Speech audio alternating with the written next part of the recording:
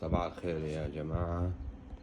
أنا من شوي صحيت امبارح، وصلت الفندق الساعة 30 ونمت الساعة 4.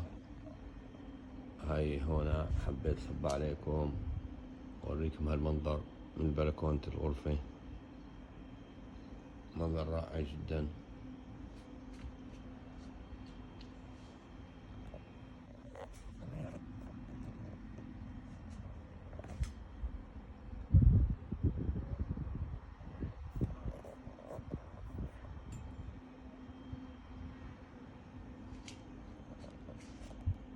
يلا باي باي.